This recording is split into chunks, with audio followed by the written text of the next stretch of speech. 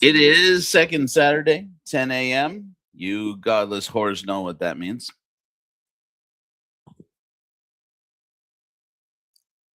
It's time these godless whores go to church.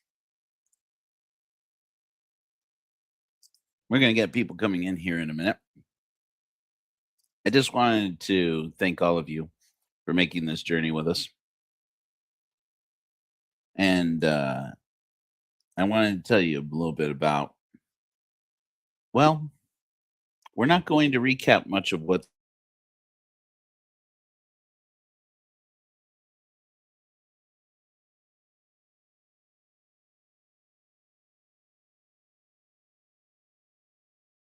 is okay. Mm,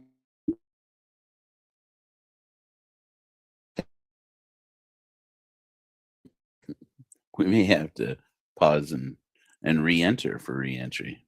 That was weird. Okay. You know what? We wouldn't be us without a few faux pas. We wouldn't be us without a little bit screw up here and there. In any event, hey, so about 1 year ago, I delivered a sermon that I called "We're Going Home," and I gotta be blunt with you guys. It may be my best one. I don't mean to say that we have been going consistently downhill ever since, because there have been some good ones between here and there, and this will likely be one. Sometimes I have more time to get prepared for sermon, and sometimes less. And sometimes I make a little more effort on the look and feel of it. This one I feel is important and also I think going to be very good. If only I wasn't choking to death. It's the end. This is the end for us, horse.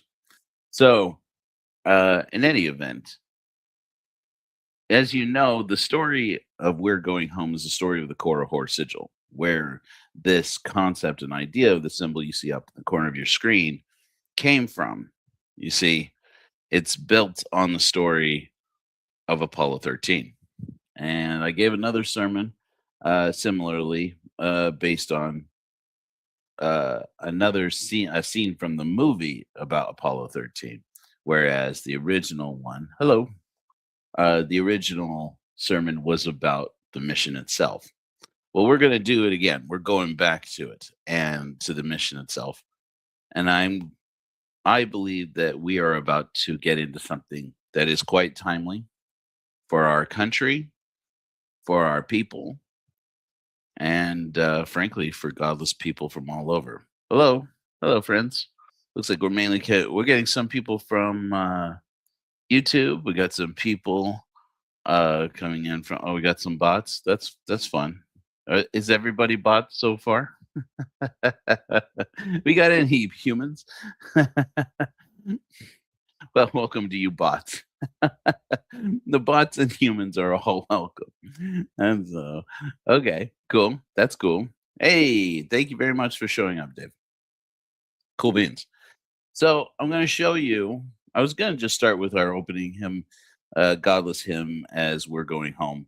But I'm actually going to show you the promotional video we have used from that first sermon for a year, probably for the last time, because I'm retiring, we're going home, and launching a whole new version of it because it's still great sermon, but I've come up with better graphics and fixed a few things, and it's a good setup to what we want to talk about today. We're going to go back to the movie about Apollo 13.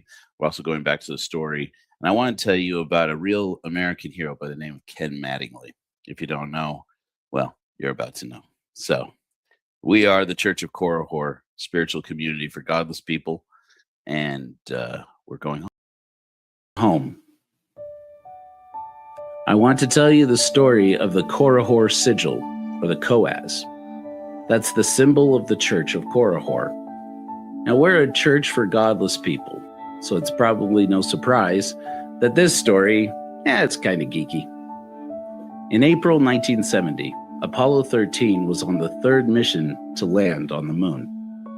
But 2 days into the journey, an oxygen tank in their service module exploded, crippling the spacecraft and leaving astronauts Jim Lovell, Jack Swigert, and Fred Hayes in a desperate fight to get home alive. They had to shut down most of the electronics on their spacecraft, including the guidance computer that charted their way home. But on their way back toward Earth, they discovered that they were coming in too shallow and too fast. Unless they corrected course and slowed down, they would bounce off the Earth's atmosphere into space, where they surely would die. They figured that they could manually fire the lunar module's engine, but they would only have 14 seconds of fuel. Now, if you're going to be stuck in outer space without a guidance computer, the guy you want with you is Jim Lovell. When Lovell was the command module pilot on Apollo 8, Mission Control had him rehearse this exact scenario. Astronaut means sailor of the stars, but really every sailor is an astronaut, because one of humanity's greatest instruments has been the sextant, an instrument to judge your place by measuring your placement to the stars. Well, the Apollo 13 service module had a modern version of a sextant built into it. And Jim Lovell was the first man in space to navigate to the moon and back, at least partly, with only the stars to go by. But Apollo 13 had a problem that Apollo 8 did not. Debris from the explosion obscured Lovell's view so that he couldn't see the stars through the sextant. This is where it would be easy to give up. The crew of Aquarius could blame Houston, Houston could blame them. They could despair and shut down. But none of those options were a way home. That's when Jim Lovell came up with a pretty innovative idea, the Crewman Optical Alignment Sight, or COAS. Now, the COAS is basically like the crosshairs of a rifle scope, designed to align the two parts of the spacecraft while they were docking. Now, Lovell fixed that bullseye instead on the only fixed point in space that he could see through the lunar module window, Earth.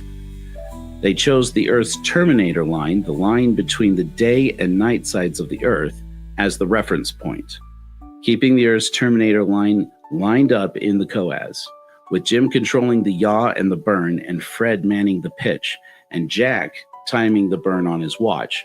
They fired the engines and corrected that angle in 14 seconds. Guide me by morning light, keeping home in my sight. With doubts and dreams take flight. We flash in the dark, so let's flash, flash bright. On a mission to save ourselves, break with dogma, with these shells. My friend, if you choose to be free, I'll light your path if you'll walk with me. We're going home to where we'll find a world where life is worth the climb. One day we will crash and we will die. Oh, my friends, that's not tonight. You know, I remember when Apollo 13, the movie, came out, Tom Hanks says to Bill Paxton and Kevin Bacon, 0 Degrees, "Gentlemen, what are your intentions?" "I'd like to go home. You and I are living in an emergency. We can't see the stars, and our guidance computer isn't working. We have to line up the real world in the COAS. We have to use courage. We have to use tenacity and innovation. We're going to have to science the shit out of this if we're going to make a world that we want to live in. And to do that, you need godless people. This is our time. This is the time when we need atheists and agnostics to get religion, but instead of a religion about God, We need a religion about us. We are our saviors. This is our time. No more shadows in our mind. Leave the fears and past behind. On this pale blue dot, we will make our stand. Light within, we will be our hands. We're going home to where we'll find a world where life is worth the climb. One day we will crash and we will die. Oh, my friends, that's not tonight. Dawn on science, our path is clear. Strangers once, our re-entry nears. Sighting land, we'll quit this sea. I'm going home. Who will come with me? I'll fail. I'll start again. I'm looking for people who have the courage to fail with me. Till we find all the ways to fail, or by some stroke of luck, we go home. Amen. By math and science, our path is clear. Strangers once, our re-entry nears. Sighting land, we'll quit this sea. I'm going home. Who will come with me?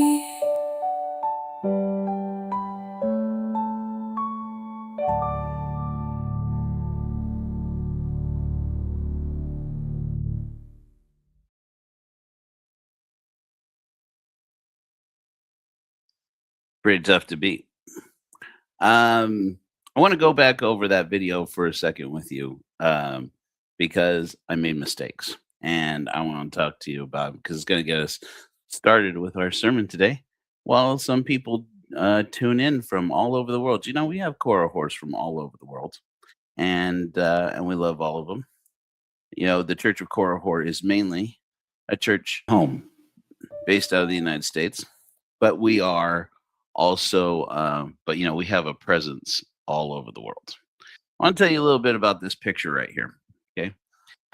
I only found this out after I had started publishing this, paying on behalf of the Church of Korahor. Part of my tithes and offerings to the Church of Korahor is that I pay YouTube and TikTok to show this video to people all over the world and to get people really jazzed about Korahorism and get comments from all over. This video has been seen literally tens of thousands of times by people all over the world.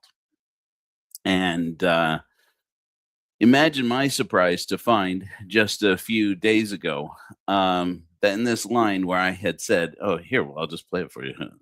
This line where I had said, Exploded, crippling the spacecraft and leaving astronauts Jim Lovell, Jack Swigert, and Fred Hayes in a desperate. Okay, except that's not true. Don't blame me. I only ever saw the movie and or read Jim Lovell's book, but Lost Moon. But yes, this is Jim Lovell. Yes, that is Fred Hayes. But this is not Jack Swigert. This promotional photo, and you can tell it's definitely a promotional photo they took because look how clean their spacesuits are. Is actually the prime crew for Apollo 13, and that's not Jack Swigert. You'll notice that he has a label right there on his chest, Joe, that says K. Mattingly. That's Ken Mattingly. And Ken Mattingly is a goddamn rock star. He's passed now. I think he died in 2023. And he was part of the original crew. And Jack Swigert, who eventually goes to space, goes on this mission, was the backup crew. But what had happened is that one of the astronauts in the whole program, not even in the lineup, the deck for going on Apollo 13, got rubella, also known as German measles. And while, as my understanding is that Fred Hayes had been uh, vaccinated against measles, and Jim had had measles. Ken Mattingly had had neither, and so the flight surgeons pulled him off of the crew, of the prime crew, and called up Jack Swikert. Now in the movie, they made it all Hollywood, right? They made it to be like, oh, and they have this big blow up, and Ken Mattingly, who's played by Lieutenant Dan.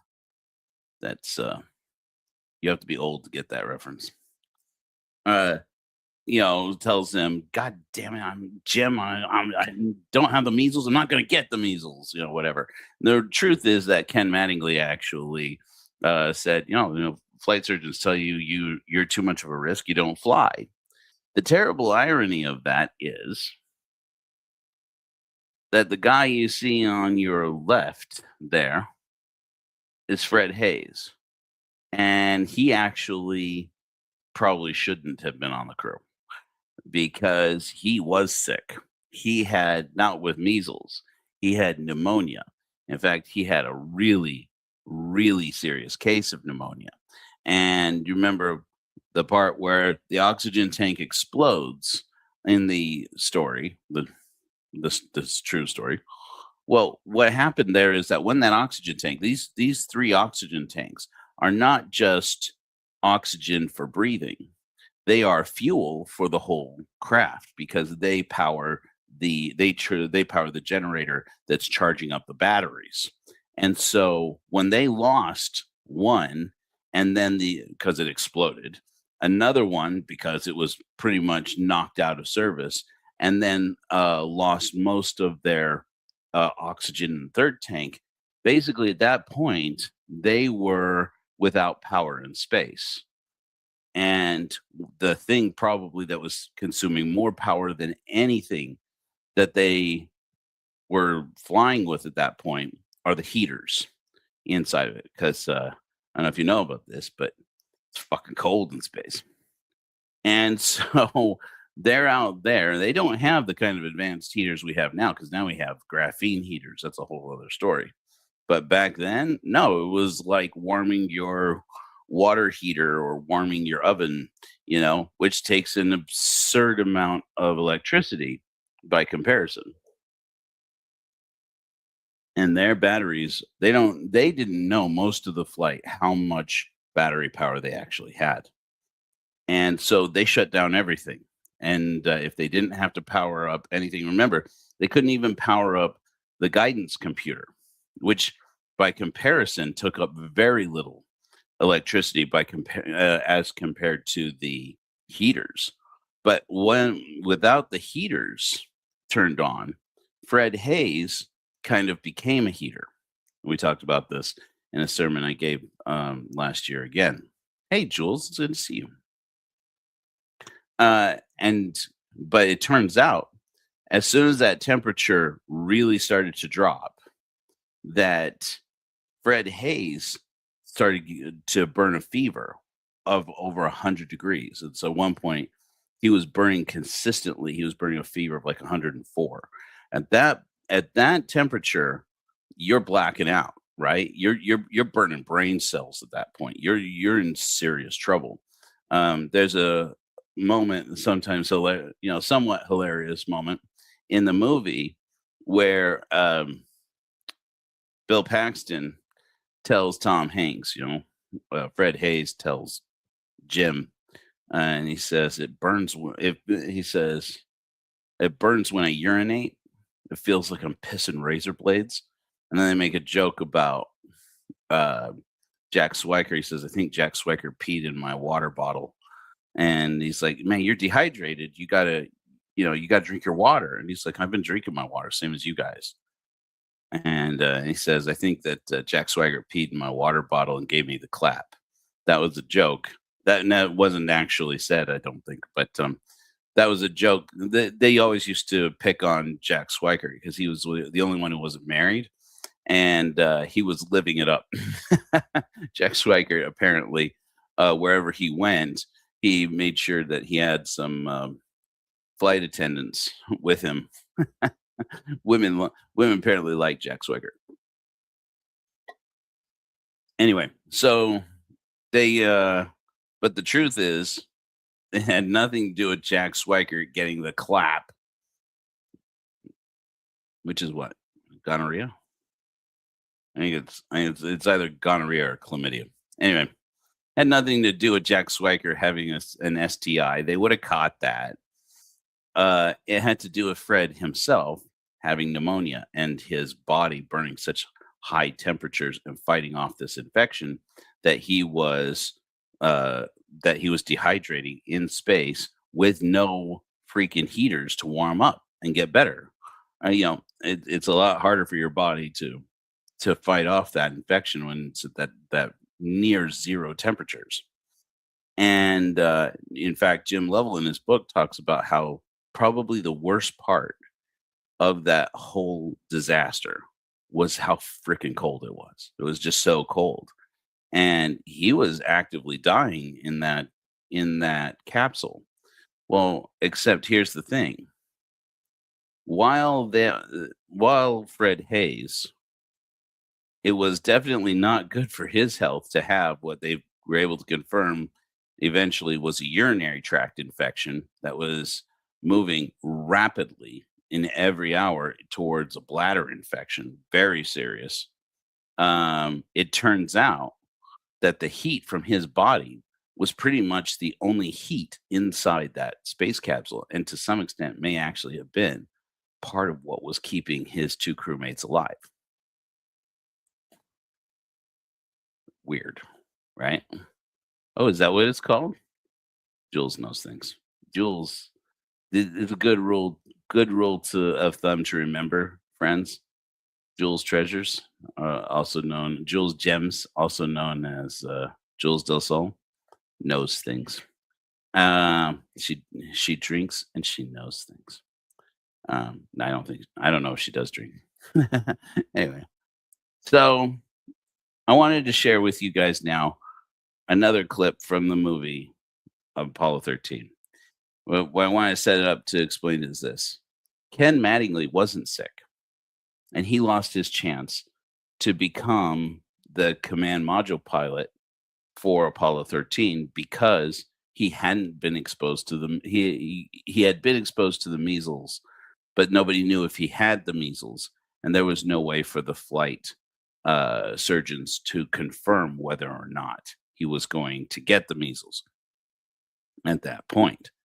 And so he was back down on the ground. Now, that's about the moment when you might think, okay, couple days before they have to fly, it probably was not the smartest move to replace the pilot that had practiced with Jim Lovell and Fred Hayes and gone through the simulator again and again and again and again and again and again, worked out all of the kinks in the procedures and had that cohesion of the crew. But that's why they had backups, was that you could swap any one of these guys out with somebody else who had done all of the same simulations. But that prime crew, of course, that is the ideal to keep them all together. Now, in the movie, they play it off like, oh, the flight surgeons, they insisted on making Jim Lovell decide whether he was going to keep Ken Mattingly on the crew, or whether he was going to force them to bump the whole crew to a later flight. While that certainly, if he had forced it too hard, probably would have been the case, which would have meant that a very real possibility with only so many Apollo flights that maybe none of them would fly ever at all. The reality is that he did fight to keep Ken Mattingly on the crew, and he was told by his superiors basically to stand down. This is not your call. They say that he's too much of a risk to spread measles. We're not going to have the three of you getting measles out in space. That's not going to happen. Little did they know, they got Fred Hayes over here as a little. He's a little biological weapon, carrying plague in his lungs and in his body. And so then they had Ken Mattingly on the ground. But Ken Mattingly being on the ground may also have been one of the best things that happened to Apollo 13. Because when they had this disaster, Ken Mattingly was the guy they called up and said, we have this crisis, we have this problem, we're running out of power out there. We've got all 3 guys out in the LEM, moved over from the command module to the LEM. We've given up going to the moon. Fuck that. We're trying to get these boys back to Earth. And they're like, and we don't think we have enough power in the batteries to fire up the guidance computer for reentry. So even if we do manage to get them to slingshot around the moon and head back towards Earth, and by some, by some chance actually manage to get them realigned for reentry, we're not going to have enough guidance computer power to align the space capsule for reentry. And if you can't get that done, it doesn't matter if you get them home, because they'll either crush as they re-enter at the wrong angle, too steep, or if they re-enter again at too shallow, then they'll skip off the atmosphere, bounce off into space. Then you got 3 corpses in space, and that wasn't going to happen. Failure is not an option, they said. So, hey, how's it going, Kathy? Nice to see you. So they ended up with Ken Mattingly in the actual simulator, going through with the engineers all the power-up simulations for how they could make sure to get enough power back into the command module that they could power up everything they could, including the guidance computer, to realign for reentry so that they came back in at the right angle, which, by the way, at the end of the day, doesn't actually turn out to be the case. They actually still ended up coming in too fast and too shallow. So, but this is the, spoiler alert, they make it. That's the whole point. We wouldn't be showing you this if that didn't happen. So this is the movie. I'm going to interrupt it rudely from time to time as we go through. The amperage. By how much? 3 or 4 amps. God damn it, John. Is it 3 or 4? 4. 4 more amps.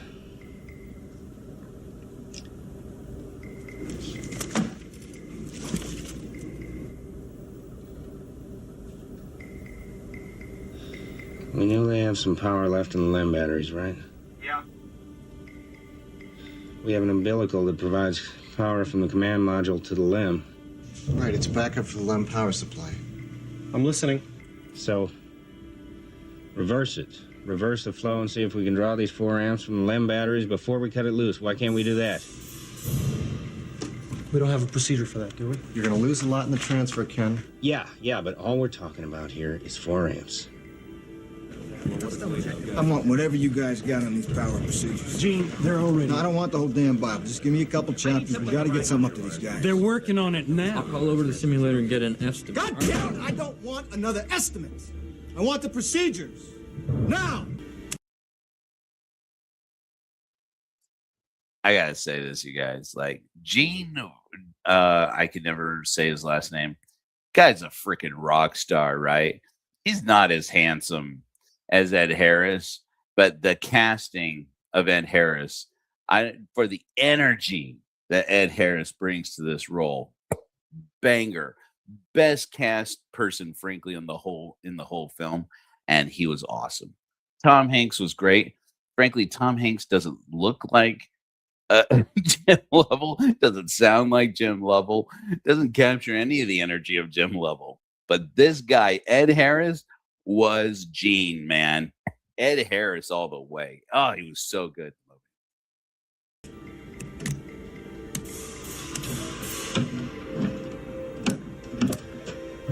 IMU is up. How am I reading? Fine so far.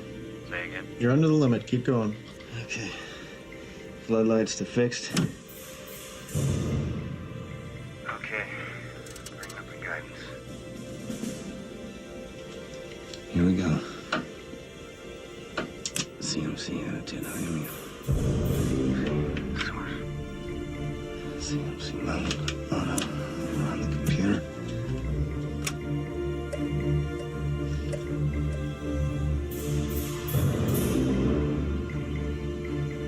Ken, Go ahead. is your computer on now? Up and running. How do we look?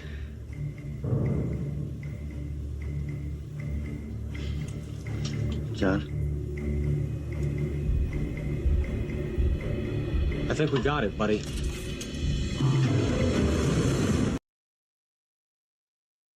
You did good, Lieutenant Dan. They really played up his role in the film, and very much do, because Ken Mattingly again was amazing, is amazing in his time. Again, he has passed. As a matter of fact, I think all three of these guys, all four of these guys have passed now. Yeah, including Jim Lovell passed last year, sadly. Some of you were on live when I was reacting to that. I mean, it affected me. I wasn't expecting Jim Lovell's passing. I mean, he was an old man, but in any event, yeah, Ken Mattingly, frankly, if he hadn't been in that simulator, nobody knows. I mean, if it had been Jack Swikert in that simulator, no shade on Jack Swikert, who was a good Jack Swigert, excuse me, who was a good pilot, a very good pilot, and a very good astronaut. But frankly, Ken Mattingly may have actually been the real reason that they got back into reentry. Now, it was definitely Jim Lovell who realigned them, got them back to Earth using the COAS. If you watch the story, you know the story now, the COAS, or the Corahor Sigil. But frankly, it was Ken Mattingly that got him home. Jack, give me a read back on that last procedure. Stand by, Ken. Ken, I'm having trouble reading my own writing. I guess I'm a little more tired than I thought.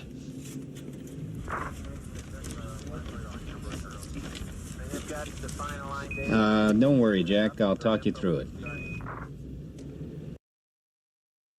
Okay, be totally clear here. I don't know that I've ever seen in the actual Vox or heard in the actual Vox recording that he actually said that. I'm sure that Jack Swigert, excuse me, actually was pretty embarrassed to be in this situation and be like, "Wow, Ken's the guy who, may have saved the day here, and I'm just up here being the monkey pushing the buttons." But at the end of the day, I think the energy is right, even if not all of this. A little bit of this is a little bit of Hollywood. Most of this is actually like right out of the logbook. In this, they said this, and he said this, and he did this, and he did that, and they did this, and they did that. There's a little bit of Hollywood to it, but from what I can tell, the energy was everybody did have in the back of their minds that Jack may not be up to the task here. Okay, find the main bus breakers on panel 11. Yeah, main bus breakers, got it. Close main bus B.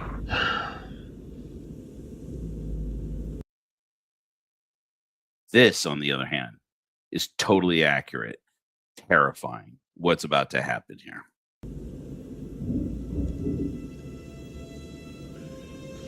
Now, Ken, there's an awful lot of condensation on these panels. What's the word on these things shorting out? Look at their faces. Look at their faces. This is legit. We'll just take that one at a time, Jack. It's like trying to drive a toaster through a car wash. It's like the most accurate line in this movie, man. It's like trying to drive a toaster through a car wash. That's exactly what they were dealing with. Remember, they weren't expecting to ever have to get to temperatures that low.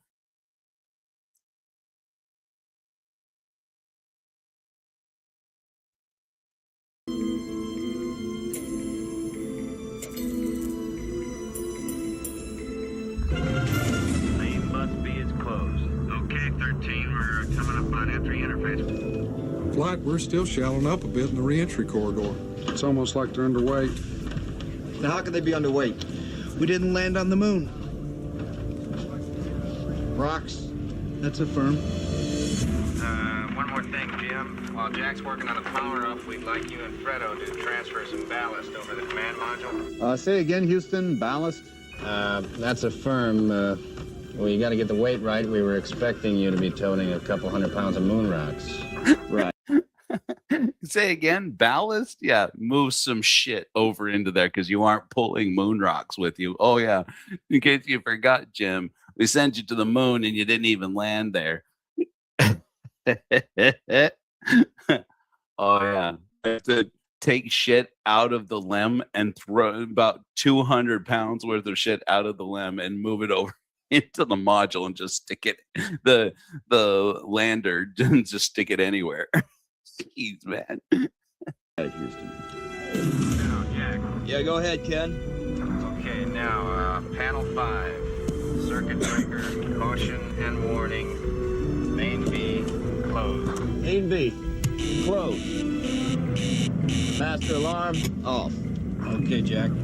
Panel 7, BMAG number 2, power to warm up. BMAG number 2, power to warm up. Done. Sequential logic 1 and 2 on. Sequential logic. 2 on. CM RCS pressure on. CM RCS pressurization. And their LEM lifeboat is doing things and working longer than it was ever intended to. It's a race against time until splashdown. Okay, Jack, we're ready to see if the computer will accept uplink of the re-entry data now. Okay, the IMU is up. We got our 8 balls back. Copy that. Okay, Ken, uplink telemetry, command module to accept, right? That's a firm. Go ahead and try it.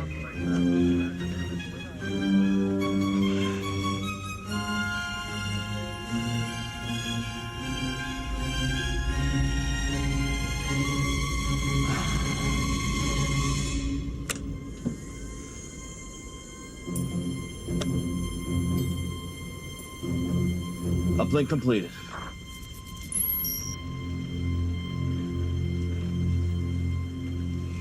Yeah, that's more like Okay, let's go. Take a look at your amps. How we doing? Let's go. All right. We got her back up, Ken. Boy, I wish you were here to see it. I'll bet you do. We are aligned for But I got to give major props, by the way, to the makeup department in this movie. They did phenomenal at making Bill Paxton look like he was barely keeping alive. You know what I mean? Because Fred Hayes at this point, like, it's a question right now. Like, there's, will you burn a fever of over 100 degrees for a day or two? I mean, people don't come back from that. Okay, even someone who of robust health, like an astronaut, right? He was in serious trouble. 100 temperatures of 100, 101, 102, 103, 104 degrees. I mean, he is sick.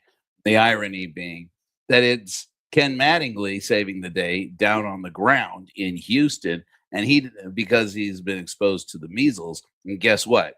Doesn't have the measles. He's the one who's not sick, and yet he's the one who's saving the day.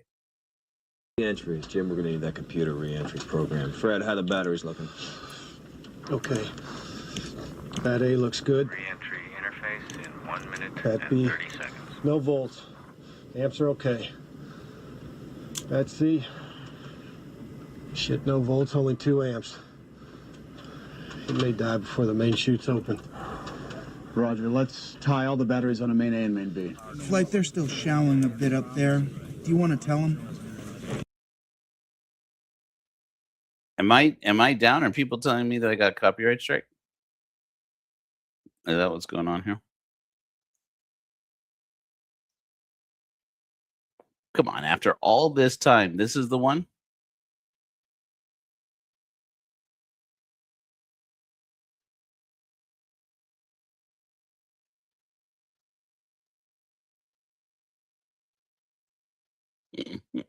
Am I really down? No.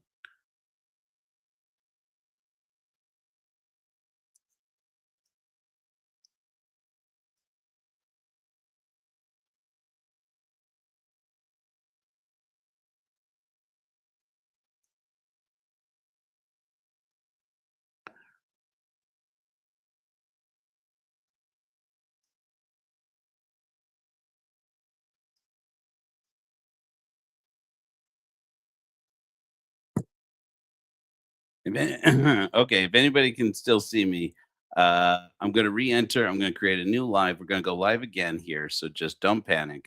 I'm going to end this stream, come back live, 30 seconds.